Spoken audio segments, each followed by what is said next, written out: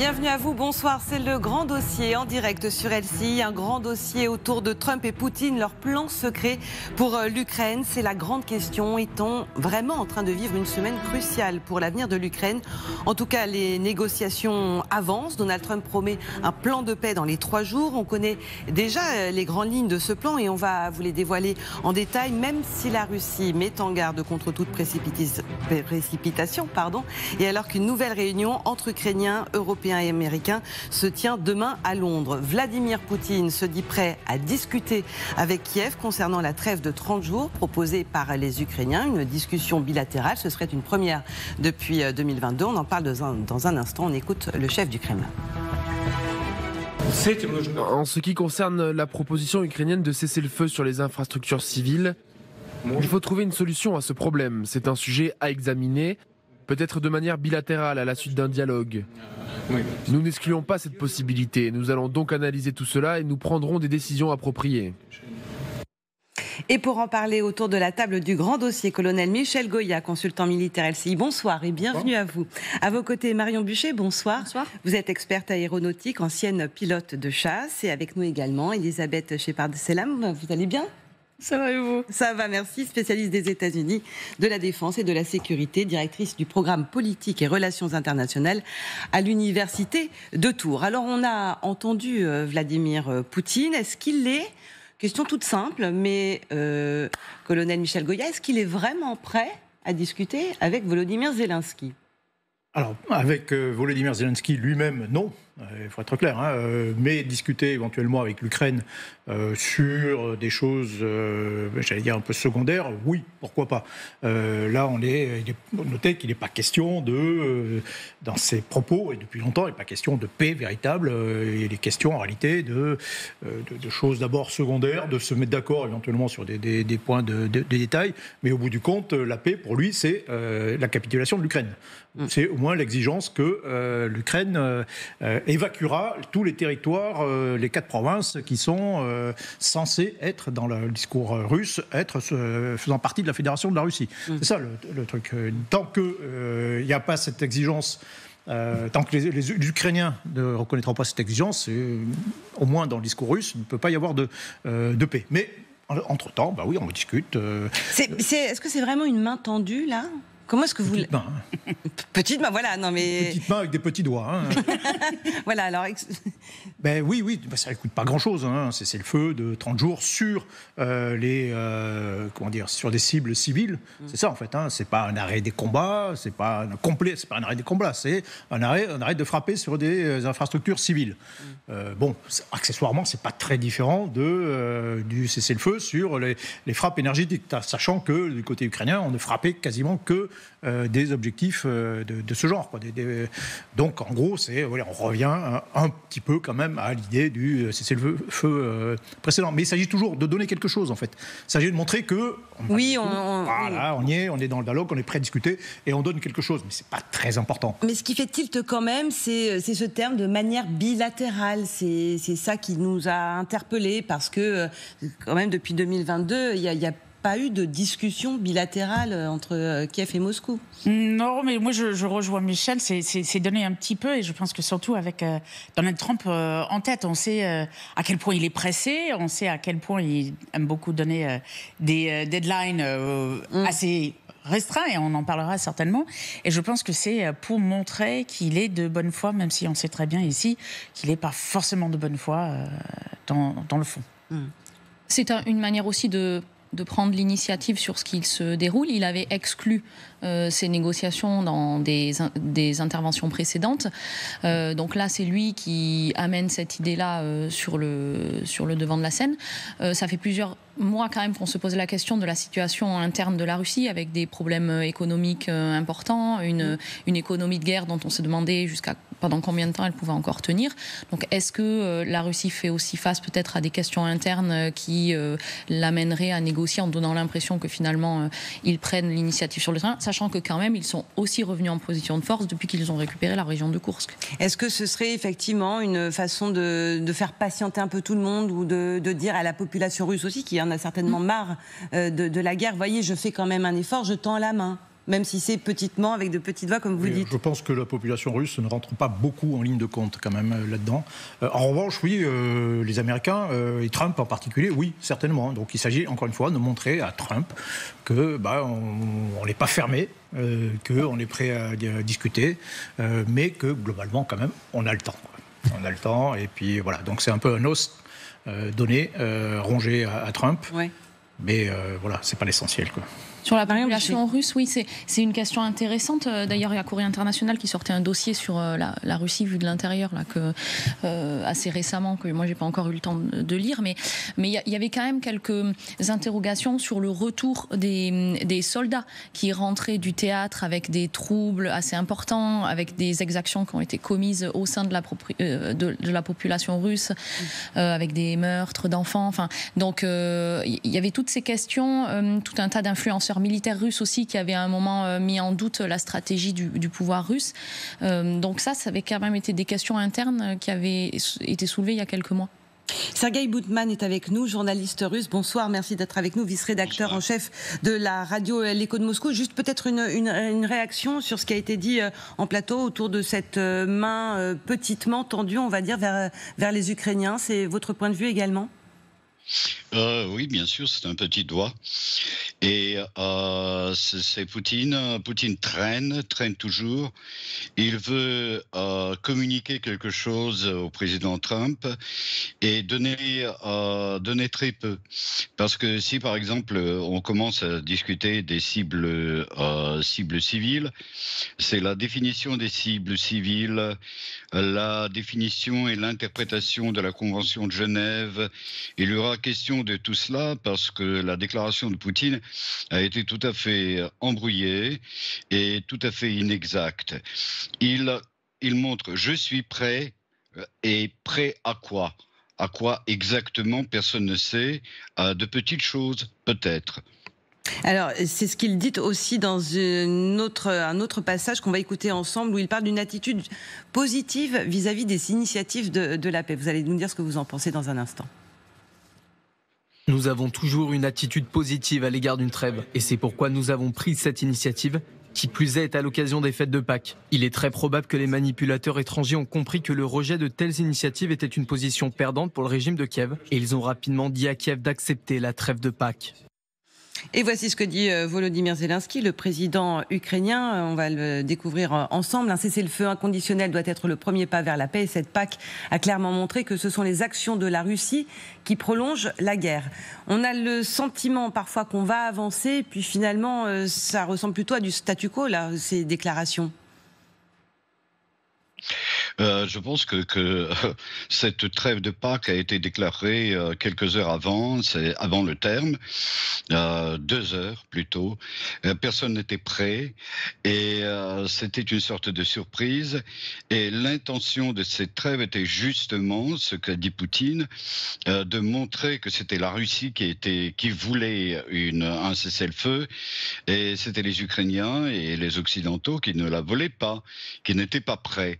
Bon, ce qui s'est passé en réalité pendant cette trêve de Pâques, ça n'a aucune importance pour Poutine parce que, a priori, c'était voué à l'échec parce que personne ne peut constater si c'est une provocation russe ou bien ukrainienne. Tout est embrouillé, mais montrer et tout le monde se rappellera l'initiative de Poutine. Voilà. Il était l'initiateur d'une trêve de Pâques. Et c'est tout. C'est tout. C'est que le symbole, c'est ça, c'est oui, que... Mais il faut quand même rappeler que l'Ukraine avait proposé un cessez-le-feu de 30 jours. De 30 jours, 30 jours, oui, voilà. Oui. Voilà, il suffisait de l'accepter, hein, s'il était ouvert. Non. C'est, comment dire, c'est comme la Reine Rouge dans Alice au Pays des Merveilles. Hein, c'est beaucoup bouger pour rester sur place. Et donc c'est ça, on fait des choses, on met des gestes. Un cessez-le-feu de 30 heures annoncé effectivement 1 heure avant, ça n'a aucun sens. Mais on montre quelque chose. On sait très bien qu'il ne sera pas respecté, que ça ne fera rien avancer, mais on montre qu'on fait quelque chose, qu'on a un peu l'initiative. Là, l'Ukraine avait dit, ok, très bien, ce cessez-le-feu de Pâques, prolongeons-le. Donc retour dans le camp russe, oui, on va prolonger un petit peu sur les cibles civiles, etc. Mais au bout du compte, qu'est-ce qui se passe ? Rien. Et pendant ce temps, Donald Trump commence sérieusement à s'impatienter. On écoute le président américain. Je vous donnerai tous les détails au cours des 3 prochains jours et nous avons eu de très bonnes réunions sur l'Ukraine et la Russie. Pensez-vous que la Russie et l'Ukraine peuvent avoir un deal cette semaine ? Oui, il y a des chances, il y a une grande chance. Bon, est-ce qu'il est réellement confiant ou est-ce qu'il dit là, à un moment, va falloir accélérer les choses ? D'ailleurs, il ne s'en cache pas. Il dit, au bout d'un moment, on va passer à autre chose, nous, s'il n'y a pas un accord à la fin de la semaine. Alors, lui, il le dit, son secrétaire d'État le dit, les Américains ont d'autres priorités, on le sait, on les voit mener sur plusieurs fronts, des négociations avec l'Iran, avec la Russie. Et on sait aussi que Donald Trump a beaucoup de promesses. On parle beaucoup des premiers 100 jours d'une présidence américaine. On arrive sur ces 100 jours-là où les présidents américains sont souvent jugés sur leur réussite ou, dans ce cas... Alors, il en est où, justement, là, Donald Trump il a promis une paix en Ukraine en 24 heures, puis en 100 jours, puis en 3... Enfin, bon... Oui. Il l'a pas reçu. À Gaza, on a commencé avec ce qu'on pensait, au Moyen-Orient, avec une réussite plus ou moins avec donc le cessez-le-feu entre le Liban, entre le Hezbollah et Israël, mais Gaza, les otages ne sont pas sortis. L'économie, c'est pas sa journée de la libération vraiment qui a réussi. Donc, il n'est pas sûr des victoires, justement. Donc, il est assez pressé. Il feint un excès de confiance, Donald Trump, sur ce sujet. Il ne peut pas faire autre chose que de... Il feint toujours l'excès de confiance. Oui, c'est vrai. Non, il ne le feint pas. Il le feint pas. Je pense qu'il... Non, mais est-ce qu'il y croit authentiquement ? Le problème, c'est quelqu'un d'assez versatile en réalité. Et ça, notamment Vladimir Poutine le sait. Il est arrivé dans ces négociations avec 2 faiblesses. D'abord, il a annoncé d'emblée qu'il voulait faire vite, qu'il n'avait pas ça allait vite. Donc ça, c'est une faiblesse face à des gens qui, eux, ont le temps. Et puis 2, globalement, il s'est pris comme un manche, quoi. C'est-à-dire qu'il a envoyé des envoyés qui... la diplomatie, c'est bien. Enfin, c'est mieux quand on utilise des diplomates. Envoyer des agents immobiliers pour négocier. Alors, c'est peut-être des copains. Vous pensez à Witkoff, c'est ça? Oui, oui. C'est oui à Moscou, c'est oui à Paris, quoi. Non, mais voilà, envoyer des agents immobiliers pour négocier un truc aussi important que ça, quand même. Non, c'est comme, pour combattre, vous envoyez des militaires. Pour faire soigner, vous envoyez des médecins. Pour faire la diplomatie, vous utilisez des diplomates, des gens qui connaissent le job, quoi. Alors, Rubio, effectivement, c'est un peu plus son truc, quand même. Mais pour l'instant, globalement, c'est parti dans tous les sens. Il a navigué à vue. Et puis, il se trouve face à des gens qui, eux, pour le coup, savent négocier. Ils sont durs, ils sont plus durs que lui en affaires et ont le temps. Et donc là, ils se retrouvent dans l'impasse. Et là, je termine là-dessus. Qu'est-ce qu'il est en train de dire ? Parce qu'il dit, dans une semaine, il y aura un accord. D'accord. Oui. Et après, une semaine... Mais alors justement... La Russie dit non. Mais... Qu'est-ce qu'on fait ? La seule menace qu'il a, c'est on arrête tout. Alors, je dis, waouh, la menace... Sergei Boutman, une réaction peut-être à cette impatience de Donald Trump ou cette fâcheuse manie de donner systématiquement des dates, et il devait régler le conflit en 24 heures, finalement c'est en 3 mois, et finalement là ce sera au bout de la semaine. Oui, je crois qu'il y croit vraiment, il le veut, il croit, et le mot-clé, c'est la chance. Il dit, c'est toujours, nous avons cette chance. Et puis, il faut trouver des coupables qui nous ont fait perdre cette chance. Et voilà, et ça commence et ça recommence. Et puis, aller vite, quand Poutine décide, il va très vite, comme avec cette guerre, avec l'occupation de la Crimée, etc. Mais quand il y a d'autres qui veulent aller vite, Moscou devient une sorte d'Istanbul, de Constantinople, d'Empire ottoman, parce que aux ambassadeurs, il faut attendre 2 semaines, quand le sultan sera prêt, etc. Ça se fait pas comme ça chez nous. On montre Trump, on veut bien, mais ça ne se fait pas comme ça chez nous. Il faut réfléchir, je vais le faire, je vais faire un petit pas, etc. C'est un jeu. Je pense que c'est un jeu et c'est un bras de fer entre les deux présidents, Poutine et Trump. Et écoutez justement Dmitry Peskov, le porte-parole du Kremlin, qui, pour lui, on ne joue pas justement avec les dates. C'est un sujet tellement complexe qu'il ne vaut mieux pas fixer de délai strict pour tenter de parvenir à un règlement viable du conflit, et ce dans un court laps de temps. C'est en quelques mots un des aveux de la façon de procéder de Donald Trump. Mais ils sont sur deux temps totalement différentes. Et je pense que c'est surtout Donald Trump qui ne comprend pas le temps russe, qui est un temps long. Ils ne sont pas pressés, alors que les Américains, bon, c'est peut-être plus culturel, mais très clairement chez Donald Trump.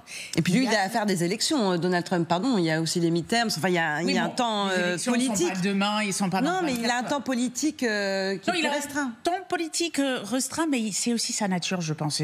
Sa nature, c'est cet homme d'affaires qui agit parfois comme un ado, qui veut cette satisfaction rapide et immédiate. Marion Buchet. Plusieurs remarques sur ce que dit Donald Trump et ce qu'on peut en tirer comme conséquence. Je discutais avec un diplomate français qui disait, de toute façon, ce qui compte avec Donald Trump, ce n'est absolument pas ce qu'il dit, mais ce qu'il fait effectivement.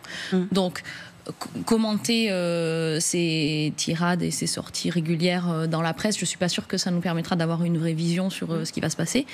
Ensuite, le jeu de la Russie est extrêmement intéressant. Comme vous le disiez, Michel Goya, tout à l'heure, au début de la négociation, les États-Unis ont quand même abandonné un petit peu l'Ukraine en donnant à la Russie tout ce qu'ils souhaitaient quand ce cessez-le-feu a été annoncé. Et là maintenant, avec une sorte de stratégie de rapprochement, la semaine dernière on parlait du fait que Poutine voulait peut-être acheter des Boeing si les pressions internationales, les sanctions financières étaient levées. Et ça c'est encore, je pense, la seule chose qu'on a actuellement pour faire... Comme levier de pression. Exactement. Oui. Avec la levée des sanctions sur lesquelles le président Macron s'est farouchement opposé dès qu'elles ont été émises par la Russie comme condition pour faire ce cessez-le-feu. Et je pense qu'on a bien eu raison d'avoir cette position pour garder encore ça. Donc, j'allais dire quelque chose sur les États-Unis.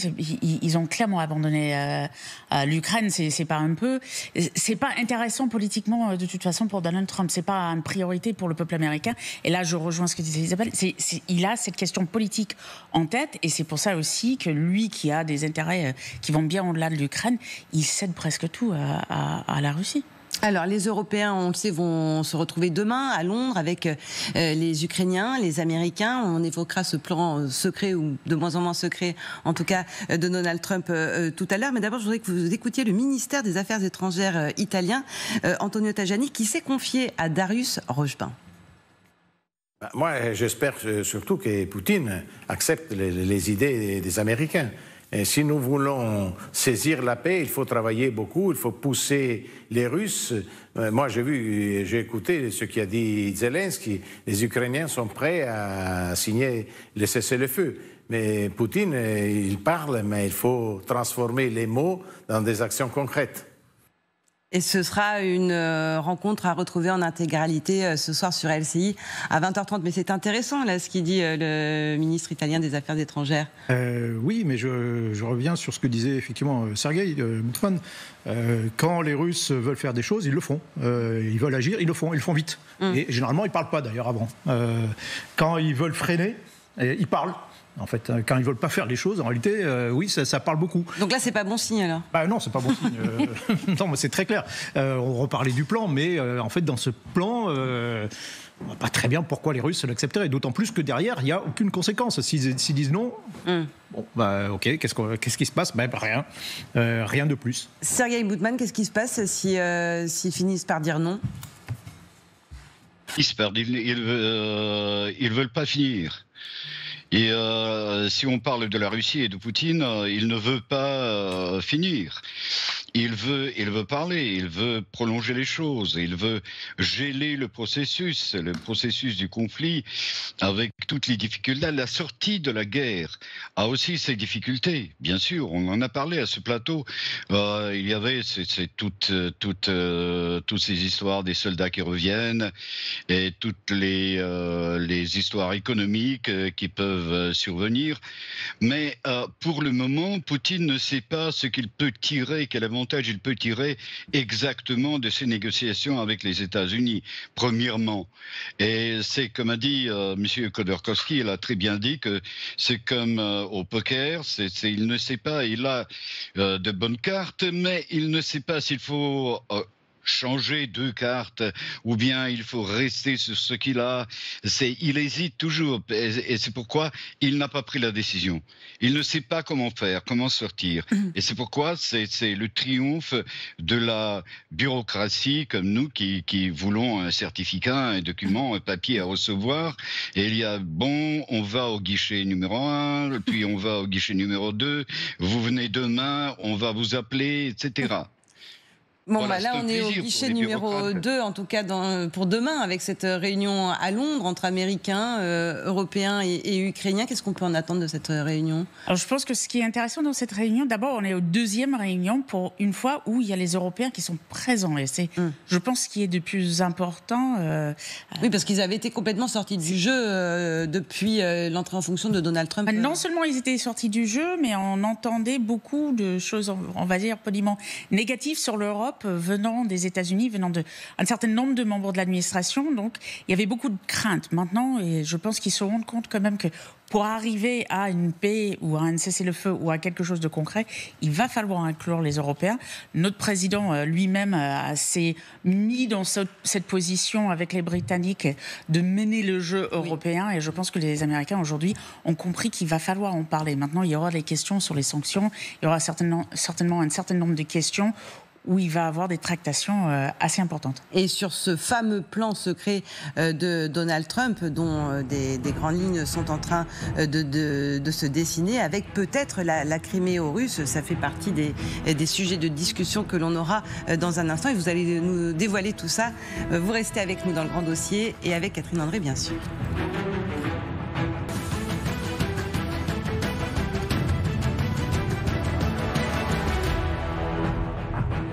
Merci d'être avec nous dans le grand dossier. Dans un instant, on se penche comme promis sur le plan secret ou plus ou moins secret de Donald Trump pour mettre fin à la guerre en Ukraine. Mais d'abord, un point rapide sur l'actualité. D'abord, l'Italie qui décrète 5 jours de deuil national à partir d'aujourd'hui. Les obsèques du pape François auront lieu ce samedi à 10h. Information révélée ce matin par le Vatican. Le Vatican qui a également diffusé les premières images du souverain pontife reposant dans son cercueil. La vidéo a été tournée hier soir dans la chapelle de la résidence Sainte-Marthe où il vivait. Des centaines de chefs d'État vont faire le déplacement pour les funérailles du pape François, donc samedi prochain. Nous serons aux obsèques du pape comme il se doit, c'est ce qu'a déclaré Emmanuel Macron en déplacement à La Réunion. Donald Trump sera également présent malgré ses critiques très dures et répétées contre le pape François. Et puis le président ukrainien Volodymyr Zelensky se recueillera également. Il est attendu sur place samedi.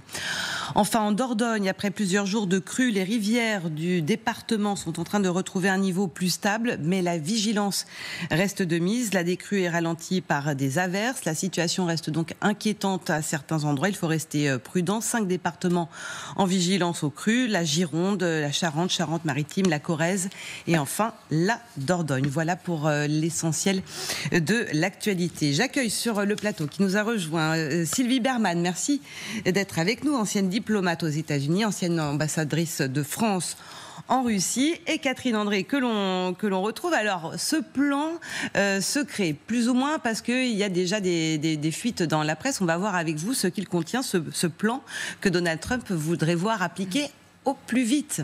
Oui, plan de l'administration Trump qui a été présenté par des représentants américains à leurs homologues ukrainiens. C'était jeudi à Paris lors d'une réunion. C'est en tout cas une information qui a été révélée par le Wall Street Journal qui s'est procuré ce plan secret qui ne l'est plus vraiment, comme vous l'avez dit, avec les grandes lignes donc de ce plan qui n'apparaît pas vraiment favorable à Kiev. Concrètement, l'administration Trump propose de figer la situation actuelle, c'est-à-dire que la Russie conserverait ses conquêtes territoriales en Ukraine. L'Ukraine serait donc amputée de 20% de son territoire. Et puis, point très important, les États-Unis reconnaîtraient la saisie russe de la péninsule de Crimée. Ce serait une rupture donc avec la politique américaine. On se rappelle qu'en 2018, le secrétaire d'État Mike Pompeo, qui a servi sous la première présidence Trump, avait dénoncé cette annexion. Donc là, ce serait une rupture avec la la politique américaine. Alors évidemment, quand on voit ces propositions qui ne seraient pas favorables à Kiev, on se demande comment le pouvoir ukrainien va réagir. L'administration Trump ne lui laisse pas beaucoup de marge de manœuvre. Écoutez, Keith Kellogg, qui est donc l'envoyé spécial de Trump pour régler le conflit ukrainien, qui met la pression à Kiev ce week-end. Nous sommes sur la bonne voie, car nous sommes fatigués de ce qui se passe. Nous avons d'autres problèmes dans le monde dans lesquels les États-Unis doivent s'impliquer. Et cette guerre dure depuis bien trop longtemps. Il y a une opportunité à saisir. Nous avons présenté une feuille de route. Alors dans le plan américain, il est aussi question d'exclure l'adhésion de l'Ukraine à l'OTAN.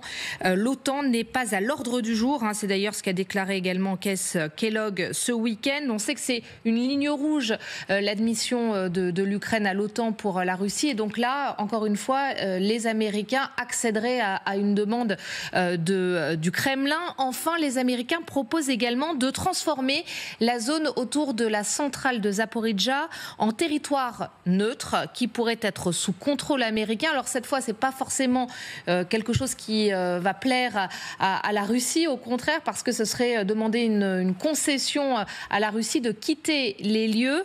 En tout cas, c'est pas une proposition nouvelle, puisque lors d'un appel téléphonique avec Zelensky en mars dernier, Trump il avait déjà évoqué la possibilité que les États-Unis acquièrent des centrales électriques ukrainiennes, y compris des installations nucléaires, qualifiant cela de meilleure protection pour ces infrastructures.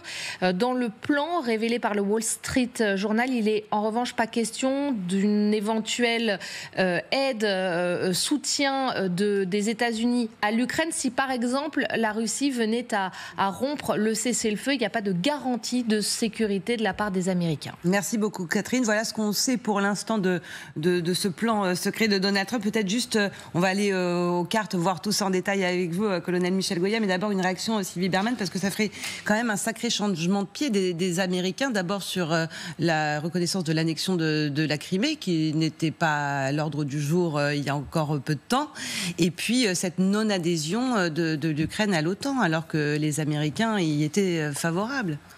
Il y a longtemps que les Américains ne sont plus favorables à l'adhésion de l'Ukraine à l'OTAN, puisque Joe Biden s'y était opposé lors du dernier sommet de l'OTAN et que, de toute façon, Donald Trump avait déclaré d'emblée qu'il était hors de question que l'Ukraine entre dans l'OTAN. Donc ça, ce n'est pas une véritable surprise. Ce qui est nouveau, c'est la Crimée, en réalité, et encore, parce que Donald Trump avait dit lors de son premier mandat, mais finalement, en Crimée, il parle russe. Donc il n'avait pas dit que ça voulait dire reconnaissance de l'annexion, mais ce n'est pas très étonnant qu'il s'oriente dans cette voie. Et pour Poutine, de toute façon, la Crimée n'est pas négociable. Mais le problème qui va se poser, Zaporijjia, c'est possible peut-être de trouver une solution de ce type, c'est en fait les territoires du Donbass, les 4 oblasts, plutôt les 2 du Donbass, c'est Zaporijjia et Kherson, qui ne sont pas totalement occupés par les Russes. Alors comment les Ukrainiens peuvent-ils accepter cela? Qu'ils acceptent que la ligne de contact soit figée, je ne vois pas comment les Ukrainiens, de toute façon, pourraient récupérer les territoires qui ont été conquis par les Russes. Volodymyr Zelensky le dit lui-même, il est réaliste. Maintenant, ce qu'il faut savoir, c'est quelle forme ça prend. Et c'est là, effectivement, que les Européens ont quelque chose à apporter avec des garanties de sécurité. Alors, dernière chose, vous savez, dans toutes les négociations internationales, on dit que « nothing is agreed until everything is agreed ». Rien n'est agréé tant que tout n'est pas agréé. Et je pense que c'est important, c'est-à-dire qu'on peut provisoirement s'entendre sur tel ou tel élément, mais bien évidemment, il faut que tout soit défini. Et avant d'avoir une entente globale, on voit qu'il va falloir encore beaucoup de temps. On va au tableau, si vous voulez bien, pour regarder ces cartes un petit peu plus en détail. On va commencer peut-être par cette centrale de Zaporijjia, qui est aujourd'hui donc sous pavillon russe. Elle est là, cette centrale nucléaire. Pourquoi est-ce que c'est une centrale qui est occupée par les Russes depuis le début de la guerre, quasiment, oui. Et donc qui est un point essentiel pour les Russes. Et là, ils la laisseraient s'échapper, si je puis dire. Oui, alors il faut rappeler que c'est d'abord, je crois que c'était une proposition ukrainienne, disant, voilà, pourquoi pourquoi pas neutraliser cette centrale et la confier aux Américains. Donc ça a sans doute été capté en se disant, tiens, oui, pourquoi pas, il y a peut-être moyen de faire de l'argent, et donc ça peut plaire à Trump. Donc c'est globalement, dans ce fameux plan, c'est plutôt un cadeau qui est fait à l'Ukraine, en disant, voilà, cette centrale qui est occupée par les Russes, elle sera occupée, contrôlée par les Américains, elle fournira de l'électricité à tout le monde, donc tout le monde tout le monde en bénéficiera, les zones occupées, l'Ukraine elle-même, etc. Puis ça mettra, en sécurité cette centrale. Bon, voilà. Alors maintenant, on ne voit pas très bien pourquoi les Russes accepteraient de se débarrasser de cet actif qui est tellement précieux pour eux. Alors peut-être pour faire plaisir à Trump, éventuellement pour faire un geste, mais sinon on ne voit pas très bien pourquoi ils accepteraient. Mais ce n'est pas le plus important. Mais qui pour la contrôler? Alors les Américains. Oui. Mais ça, ils accepteraient, les Russes. Normalement, non.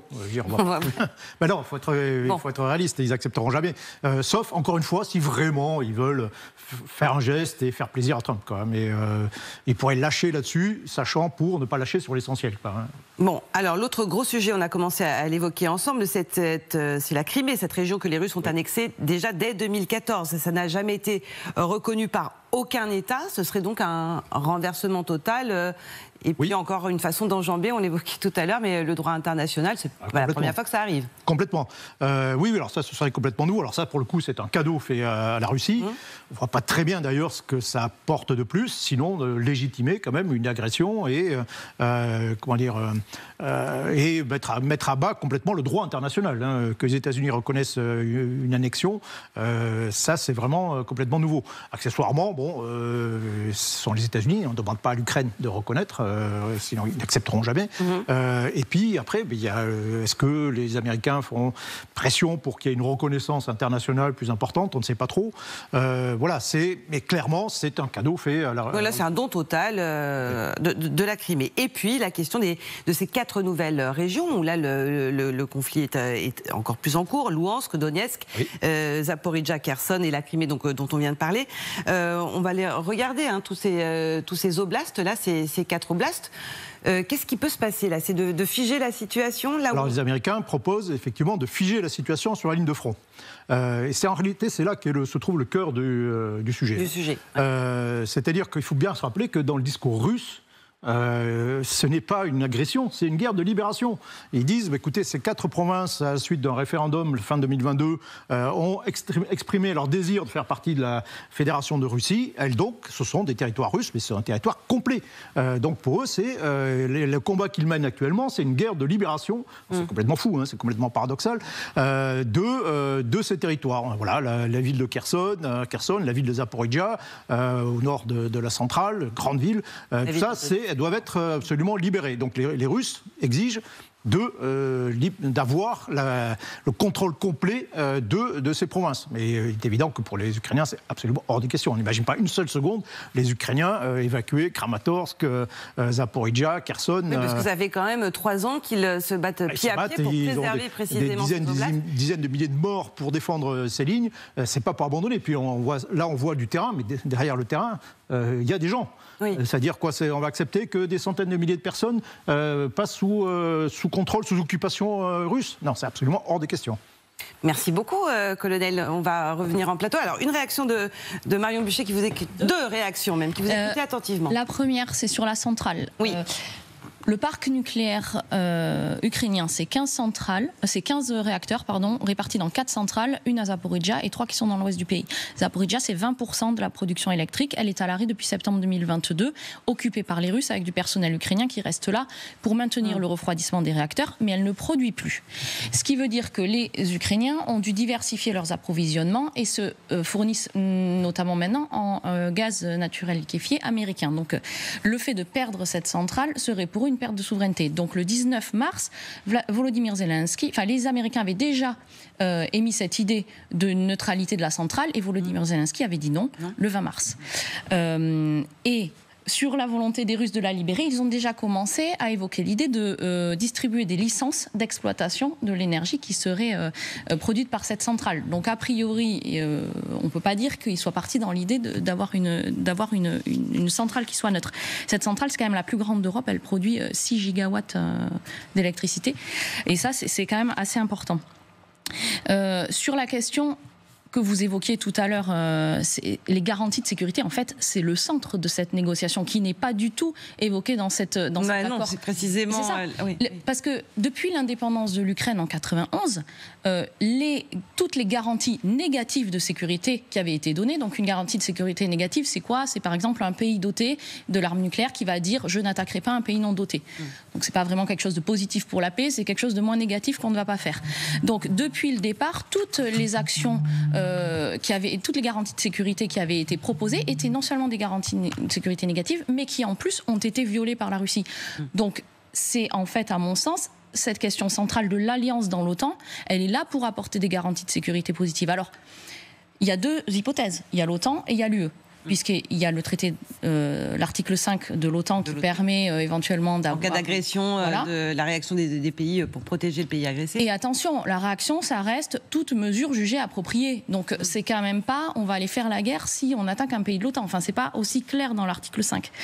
Et il y a également l'intégration dans l'Union européenne qui dispose aussi d'un article, l'article 42-7 dans le traité de l'Union européenne, qui permet également de demander des mesures d'assistance. Mais qu'est-ce qu'on a vu depuis le début? C'est que quand la Russie a mené cette guerre d'agression en février, 2 jours après, l'Union européenne avait réussi à se mettre en ligne de marche pour voter l'aide aux Ukrainiens. Donc c'est clair que ce serait quelque chose de positif. Mais on a agi sans ça pour l'instant. Alors là, il y a quand même l'idée qu'il serait peut-être possible que des forces occidentales non américaines puissent stationner sur le territoire ukrainien. Et ça, pour le coup, c'est une ligne rouge absolue pour la Russie. Pour la Russie. Je voudrais qu'on vienne quand même sur le sort de la Crimée, qu'on a complètement laissé depuis 2014, finalement. Et je voudrais qu'on écoute ce que disait à l'époque Mike Pompeo pour qu'on imagine un petit peu le changement de pied total des Américains sur ce sujet.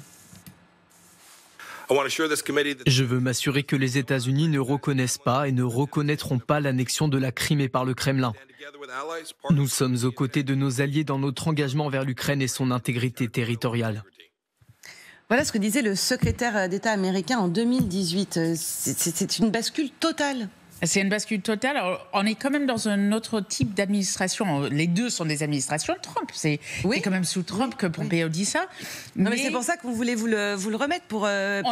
Il faut quand même évoluer très vite. Alors, il y a deux choses. On avait encore des adultes, notamment de côté des renseignements, de la défense et de la diplomatie. On avait encore des adultes dans la pièce, comme on dit en anglais. Aujourd'hui, il est entouré de, comme disait Michel, des oui-oui, c'est-à-dire des gens qui sont loyaux à ses idées, même ils veulent que les fonctionnaires... Parler de Steve Witkoff. De Witkoff, mais pas seulement. Il y a en ce moment un décret qui a été signé pour que les fonctionnaires qui ne sont pas fidèles ou à la ligne présidentielle, pas à la politique nationale, soit virée.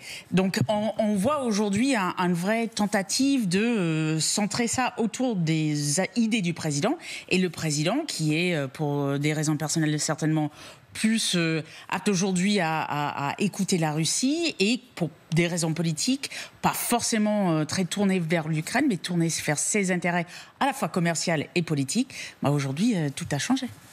Oui, il renoue les fils de son premier mandat, c'est-à-dire que ceux qu'on a appelés les adultes dans la pièce, lui, il les a considérés comme l'état profond qui l'empêchait de faire ce qu'il voulait. Aujourd'hui, il prend sa revanche. Il a préparé son deuxième mandat avec une équipe qui lui est totalement loyale et qui suit la ligne qu'il définit. Et comme je le rappelais tout à l'heure, sur la Crimée, il avait été plus qu'ambigu à ce moment-là, et ça avait suscité précisément des réactions négatives. Marion Buchet. Vous parliez de 2018, mais le monde a changé. Alors, il avait commencé à changer bien avant. Mais là, il change très très vite. Là, il change très très vite. On n'est plus sur des questions de règlement par le droit international, on est sur des questions de loi du plus fort. Ils ont acquis la Crimée, qu'ils la gardent. Et en fait, là, on parle de traités. En fait, je pense que maintenant, les traités n'engagent que ceux qui les signent. Et pour l'instant, la Russie n'a pas signé grand-chose et elle n'a pas respecté grand-chose de ce qu'elle avait signé avant.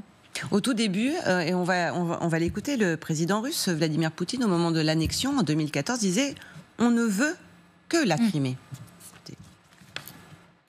Ne croyez pas ceux qui vous intimident avec la Russie, qui crient que d'autres régions suivront après la Crimée. Nous ne voulons pas la rupture de l'Ukraine, nous ne voulons pas la scission de l'Ukraine, nous n'en avons pas besoin. Et ça posait la question des pays baltes, parce que les grosses peurs actuellement des gens qui poussent pour un soutien indéfectible à l'Ukraine, c'est qu'après l'Ukraine... Oui, il pourrait s'attaquer... Voilà. Il pourrait, on ne sait pas ce qu'il va faire, mais le point de départ pour lui, c'était le monde russe. Et l'Ukraine fait partie du monde russe. Pour lui, les pays baltes n'en font pas partie. Alors certes, il y a la ville de Narva, il y a un certain nombre de russophones qu'il cherche à déstabiliser ces régions, c'est tout à fait possible. On ne peut pas exclure aujourd'hui, effectivement, les choses ont beaucoup évolué depuis.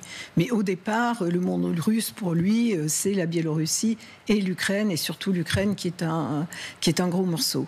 Ça veut dire qu'il a obtenu... Il va obtenir absolument tout ce qu'il voulait, là, Donald Trump, tel que c'est parti. Tout ce qu'il voulait, Donald Trump ou Vladimir Poutine. Oui, il n'aura pas. Parfois, j'ai du mal à faire la différence. Ça nous arrive à tous. Hein. Pas tout ce qu'il voulait, puisque son point de départ, c'était d'éliminer Zelensky. C'était ça, son opération spéciale, qui a effectivement échoué, et c'était effectivement de contrôler entièrement l'Ukraine. Contrôler ne veut pas dire nécessairement occuper entièrement. Donc là, il s'est rabattu sur le Donbass. Alors, pour la Crimée, il faut quand même rappeler une chose, c'est que la plupart des opposants russes ont applaudi à l'annexion de la Crimée, et que même Navalny avait dit, il a changé un petit peu d'avis ensuite, que s'il devenait président, il ne rendrait pas la Crimée à l'Ukraine. Donc c'est un sujet qui est politiquement et émotionnellement bien différente de la question du Donbass et des autres territoires occupés actuellement. On va retrouver notre envoyée spéciale en Ukraine, Marianne Kotonov. Merci d'être avec nous. Bonsoir Marianne. Est-ce qu'on réagit déjà un peu à ces dernières informations concernant ce plan de Donald Trump ?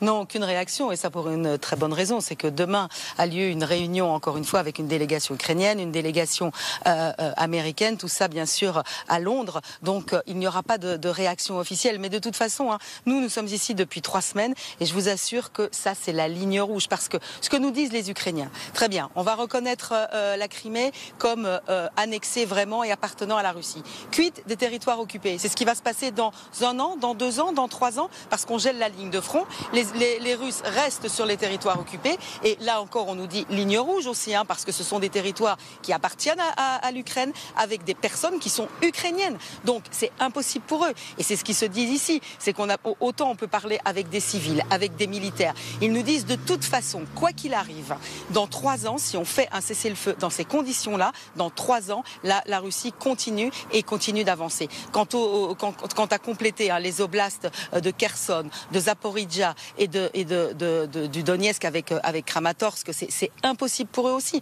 dans la mesure où nous sommes allés dans ces villes. On a parlé avec des gens de Zaporizhzhia, avec le chef de l'administration civile, on a parlé avec des gens de Kherson, et ils nous disent de toute façon, mais c'est impensable, c'est pas des centaines de milliers de personnes qu'il va falloir évacuer, c'est des millions. Toute la partie de Zaporizhzhia qui n'est pas occupée, c'est 1 million de personnes, et ces personnes-là, quand on leur demande, vous êtes prêts à rester ici si la paix russe, comme on l'appelle ici, arrive, ils nous disent tous non, on s'en va. Et même des gens de Kherson qui avaient déjà été occupés par les Russes nous disent mais attendez, nous on est restés une première fois, on ne restera pas une deuxième fois, c'est l'enfer. Donc ce plan évidemment de paix proposé par les Américains, écoutez, qui va en faire les frais? Les Ukrainiens bien sûr, ils n'ont rien, on leur reprend la Crimée, on dit ça y est, la Crimée est russe. Quant au territoire occupé, il reste occupé pour l'instant, personne n'en parle, on ne sait pas ce que ça va devenir, donc vous vous rendez bien compte qu'ici c'est impossible à avaler une telle pilule. Merci beaucoup Marianne Kotonov pour ce témoignage très, très vif et très, très spontané de la réaction des Ukrainiens à ce possible plan. Oui, simplement pour que effectivement Vladimir Poutine ne soit pas en mesure de recommencer, il est important d'avoir ces mesures de sécurité et une présence soit sur la ligne, soit à la frontière, mais ça ne pourra pas être que des pays membres de l'OTAN, ça ne pourra pas être que des pays membres de l'Union européenne. Il n'est pas exclu que d'autres pays issus des BRICS participent à ces mesures de réassurance un jour. Ça a d'ailleurs été déjà proposé, mais la réunion de demain est très importante aussi à cet égard. D'abord parce que ça fait prendre conscience aux Américains qui ne connaissaient pas le dossier avant de prendre leurs fonctions de tous les enjeux. Et puis il y a un rappel accessoirement de l'existence des Européens. Il y a quand même le New York Post, donc on reste de prudent, mais voilà ce que le New York Post révèle, que le ministre ukrainien de la Défense a déclaré aux responsables américains que Kiev était à 90% d'accord avec le cadre de paix du président Trump présenté à Paris. Et la réponse de Kiev de Roustem Umerov, le ministre de la Défense ukrainienne: on ne prend pas de décision politique dans ces conditions. Il est difficile de savoir comment quiconque pourrait discuter ou mesurer en pourcentage les progrès d'un quelconque dialogue. Alors, c'est pas forcément le problème que c'est le New York Post. Le problème, c'est que c'est certainement une fuite, et une fuite de l'administration Trump, on imagine bien. Oui. Le problème, c'est qu'on a eu sur un certain nombre de dossiers beaucoup de ces types de fuites qui disent les autres sont prêts. Je pense aux Égyptiens qui sont prêts à accueillir des Gazaouis. C'est une façon de tordre le bras. Enfin. C'est une façon de tordre les bras, alors que souvent ces fuites sont juste, encore une fois, des paroles et pas des actes, et c'est encore le problème. Colonel Michel Goyap.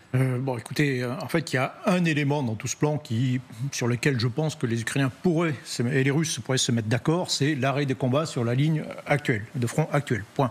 Tout le reste, des forces de combat, je ne parle pas des forces de casque bleu, ça n'a pas d'importance, mais des forces de combat qui viendraient protéger l'Ukraine, ça, c'est pas question pour du côté des Russes. La reconnaissance de droit des annexions, ça, c'est hors de question pour les Ukrainiens. Et évidemment, comme ça a été évoqué, le recul, l'abandon de Zaporizhzhia et de Kherson, ça, c'est hors de question, évidemment, pour les Ukrainiens. Et donc, tant qu'on parlait le point commun, le seul, voilà, si on élimine tous les trucs qui sont des lignes rouges pour tout le monde, le seul sur lequel il peut être possible, effectivement, de s'entendre, c'est l'arrêt des combats. Voilà, point. On arrête de se battre sur la ligne de front. Et ce serait une situation physique à court terme. Mais si ce n'est pas contrôlé, ça ne peut pas durer. Ouais, c'est ça. Donc ça ne suffit pas. Il faut non, mais même si c'est contrôlé, c'est contrôlé par des casques bleus, c'est contrôlé par rien, en fait.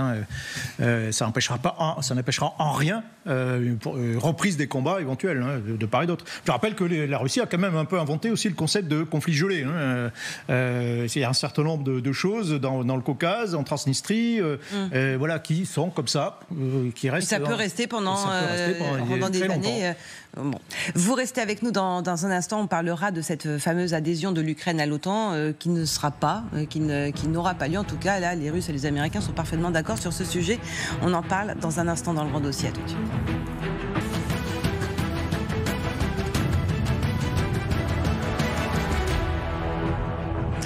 Dernière partie du grand dossier en direct sur LCI. On évoque cette ligne rouge pour les Russes, la question de l'adhésion de l'Ukraine à l'OTAN. Et là, les Russes et les Américains sont bien d'accord. Ce n'est pas du tout à l'ordre du jour, selon les Américains. Écoutez Keith Kellogg.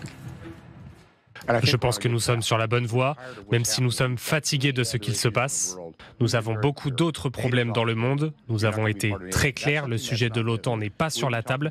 L'Ukraine n'en fera pas partie. Voilà, là le sujet semble clos dans le plan proposé par Donald Trump. Évidemment, de toute façon, on sait que c'est la ligne rouge absolue des Russes. Des Russes, mais là aussi, l'adhésion de l'Ukraine à l'OTAN, ça a été vraiment discuté en 2008, au sommet de l'OTAN en 2008. Et là, à l'époque, on a certainement commis une erreur de dire, soit il fallait dire oui, ok, d'accord, 2008, ok, on faisait rentrer l'Ukraine dans l'OTAN, et de toute façon, à l'époque, la Russie n'avait pas les moyens de s'y opposer véritablement. Soit on disait non, pas du tout, mais on a dit, bon, plus tard. Plus tard, c'est ce qui veut dire, c'est dans à Moscou qui a été traduit pour ça arrivera un jour. Et donc ça n'arrivera pas. Et donc ça, voilà, en réalité, c'est la plus mauvaise des solutions possibles. Donc maintenant, on est dans une situation où, en gros, on demande la finlandisation de l'Ukraine, c'est ça le plan. C'est-à-dire qu'à la fin de la Seconde Guerre mondiale, la Finlande a négocié avec Moscou. Les territoires qui étaient occupés par les soviétiques sont restés soviétiques, et en revanche, et la Finlande a dit, voilà, nous, on n'adhérera à aucune alliance militaire. En réalité, la Finlande a quand même adhéré à l'OTAN au bout du compte. Donc, dans les faits, oui, les Ukrainiens, je pense qu'ils ont aussi acté le fait que l'OTAN, c'était non, et que ça pouvait attendre plus tard. On verra plus tard. Peut-être que lorsque les conditions politiques changeront à Moscou, ça sera peut-être possible de renégocier. On pourra revenir sur le dossier. Mais de toute façon, l'OTAN, c'était quoi ? C'est avoir une protection. C'est avoir des alliés, en fait, tout simplement. Bon, on peut avoir des alliés sans passer par l'OTAN. Si on arrivait peut-être à avoir la présence de troupes françaises, britanniques, soit en Ukraine, soit à proximité, en réaction rapide, prêtes à aider l'Ukraine, c'est un substitut à l'OTAN. On peut avoir des accords directement entre nations de défense. Il n'y a pas besoin de passer forcément par une alliance dont Marion disait, voilà, l'article 5, il est aussi pas forcément si contraignant que ça.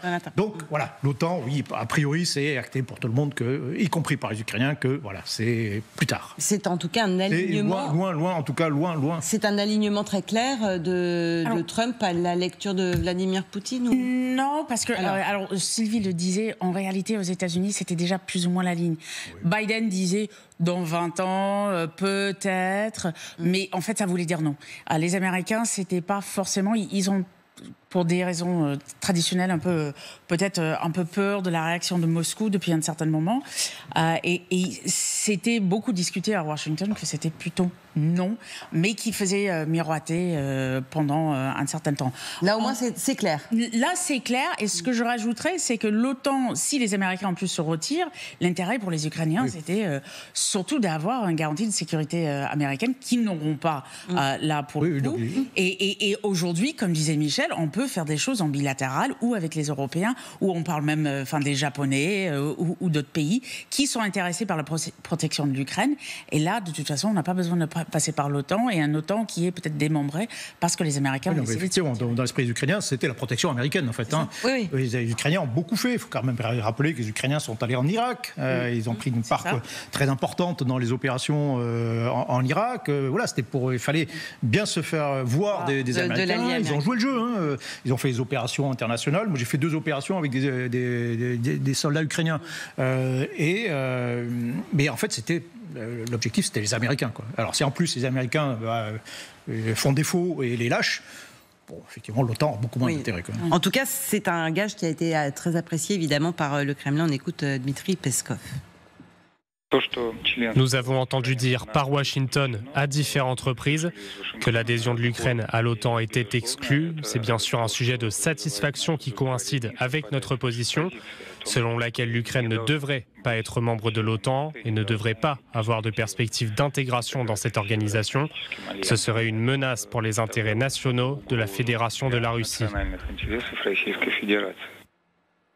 Marion Buchet ? De toute façon, on en revient aux garanties de sécurité. L'OTAN, ça ne sera pas sans les Américains. L'Europe, c'est compliqué parce qu'ils ne respectent pas les conditions pour rentrer dans l'Union européenne. Donc, on en vient à l'unique solution qui nous reste, c'est le multilatéralisme. Et là, je pense que les initiatives, la coalition des volontaires qui est menée par la France et le Royaume-Uni sont vraiment quelque chose dans lequel il faut placer énormément d'énergie pour continuer à montrer qu'on a une Europe forte et qui se préoccupe de ce qui se passe sur son territoire. Et puis, il y a la réaction du secrétaire général de l'OTAN, Mark Rutte. Écoutez. La question de l'adhésion de l'Ukraine à l'OTAN est-elle toujours à l'ordre du jour ? C'est ce qui est ressorti du sommet de Washington. La voie de l'Ukraine vers l'OTAN est irréversible, rien n'a changé. Le président américain déclare que l'Ukraine ne deviendra pas membre de l'OTAN. C'est le résultat du sommet de Washington. La voie de l'Ukraine vers l'OTAN est irréversible et rien n'a changé. Lorsque nous avons dit que l'Ukraine deviendrait un jour membre de l'OTAN, nous n'avons pas promis que cela ferait partie d'un accord de paix. Bon, c'est irréversible, mais c'est pour dans très longtemps. Mark Rutte essaie, depuis que Trump est au pouvoir, de jouer sur les deux tableaux. Un contrepoids, mais on le voit très bien, notamment quand il était à la Maison-Blanche, qu'il n'arrive pas. Ce qui est intéressant, c'est que Rutte a été mis là aussi parce que c'était un peu l'homme de Trump par rapport à l'autre candidat, Kaja Kallas, qui maintenant est à l'Europe. Et il y a une raison. Il essaie de montrer qu'il est quand même secrétaire général de l'OTAN, mais on sait très bien qu'il est plutôt à l'écoute de Washington. Alors, vous évoquez Kaja Kallas, et justement, je vous propose, parce qu'elle vient de s'exprimer, notamment à propos de cette réunion de... Non, enfin, elle s'est exprimée, mais on va On va pas l'entendre. On va regarder ensemble ses propos. C'était à le site confié à l'AFP. Les Américains ont des outils entre leurs mains pour véritablement mettre la pression sur la Russie. Pourquoi n'utilisent-ils pas tous les outils pour véritablement mettre fin à cette guerre? C'est une déclaration très forte à la veille de cette rencontre justement à Londres demain entre Américains, Européens et Ukrainiens. Alors c'est quoi ces outils qu'ils n'utilisent pas? C'est la question que tout le monde se pose. Hein. Pourquoi en gros, ils ne font rien contre la Russie, quoi. Alors quels outils? Il y a quelque chose de très simple. Hein. Trump l'avait évoqué d'ailleurs pendant sa campagne électorale. Si la Russie refuse quoi que ce soit, je double l'aide à l'Ukraine. Voilà. Et on attend toujours en réalité quelque chose dans ce sens. Là, la menace actuelle, c'est je laisse tomber le dossier, quoi. Hein. Oui. Oui, c'est la seule menace. C'est beaucoup moins dissuasif. Ce qui était d'ailleurs le plan Kellogg initial. Oui. C'est vrai. C'est le seul plan écrit qu'il y avait avant la prise de pouvoir de Trump et très clairement, ils ne le font pas. Après, moi, je ne vois pas comment intérieurement on peut justifier de doubler l'aide à l'Ukraine alors qu'on a licencié je ne sais pas combien de milliers de fonctionnaires aux États-Unis. Donc, est-ce qu'il peut toujours le faire? Je ne sais pas, ça, Elisabeth. Si, parce que c'est pas simplement. Enfin, je pense aux Patriotes, par exemple. L'Ukraine a proposé de les payer, donc c'était même pas un don à l'Ukraine. Ils pourraient très bien. Oui. Donc c'est pas simplement une question d'argent, c'est aussi une question de volonté politique. Les Américains, pour le faire, même sans forcément, par exemple, les Patriotes, quand d'autres pays européens en Europe, ils pourraient dire nous on peut pas, on veut pas donner, mais vous êtes libres de le faire, alors qu'ils le font pas. Donc moi la question de cette question interne, oui, il y a un problème en interne et ça on pourrait en parler longuement de toutes les personnes qui la viraient, mais très clairement c'est pas vraiment la question de l'argent qui compte, mais la question de la volonté politique. Même quand on propose de lui payer, ils veulent pas. Mais en tout cas cette déclaration à la veille de cette rencontre, encore une fois, elle est importante parce que c'est peut-être une façon aussi de dire les Européens déjà sont venus dans le jeu parce qu'il y a une nouvelle réunion où ils sont là. Et puis les Européens, par cette déclaration, peut-être l'intention de mettre la pression sur les Américains, de leur dire où est-ce que vous allez là ? Oui, alors pour ma petite expérience de négociation avec des Américains, c'est pas comme ça. Ça va pas forcément peser, d'accord, mais est-ce que ça va pas dans ce sens? Négociation militaire, hein, ouais. Voilà, ça m'est arrivé 2 fois et à chaque fois, alors qu'on était censé discuter, négocier, réfléchir ensemble, on a vu arriver, moi j'ai vu arriver les Américains en disant ok, voilà le plan et voilà ce que vous allez faire. D'accord, ok. Donc c'est la négociation un peu à l'américaine, surtout à la mode de Trump. La mode Donald Trump, où il laisse pas tellement la place au dialogue, c'est le moins qu'on puisse dire. Pas franchement, quoi. Oui. Non, c'est clair qu'ils sont plus sur l'imposition. Mais qu'est-ce qu'ils cherchent à faire, les Européens, là à se faire entendre, surtout qu'il ne faut pas oublier que s'il y a une force de réassurance ou de cette coalition des volontaires, ça va être aux Européens. Donc, à un moment, il faut aussi que les Américains, même s'ils veulent imposer, ils doivent discuter parce que ça ne va pas être eux sur... Enfin, très clairement, pour des raisons politiques, là, pour le coup aussi, et parce que l'opinion publique ne l'acceptera pas, ils ne seront pas sur place, ça sera les Européens. Donc, il faut quand même en parler avec les Européens. Marion Buchet, c'est important quand même que l'Europe fasse entendre sa voix? Oui, parce que même si j'entends tout à fait la thèse de Sylvie Berman et j'y souscris aussi, mais on n'est quand même pas sûr à 100% que les velléités de Poutine s'arrêtent aux pays russophones. Et on le voit sur toutes les tentatives de désinformation qui affectent nos démocraties et qui ont pour but de faire imploser nos démocraties. Et ensuite, c'est sur notre territoire. Et enfin, on a quand même donné 132 milliards d'euros. Les Américains ont donné 114 milliards. Donc on a notre mot à dire parce qu'on a participé à l'effort au moins autant que, voire plus. Moi, je rajouterais ce sera le mot de la conclusion. Et je rejoins à Marion, je ne souscris pas du tout à ce que disait Sylvie. Moi, je pense, et je passe beaucoup de temps parler avec notamment des militaires dans les pays baltes, moi, je pense qu'il faut aussi pour nous et pour notre propre sécurité à long terme qu'on soit là, parce que c'est une réalité dans les pays baltes et peut-être en Pologne et ailleurs.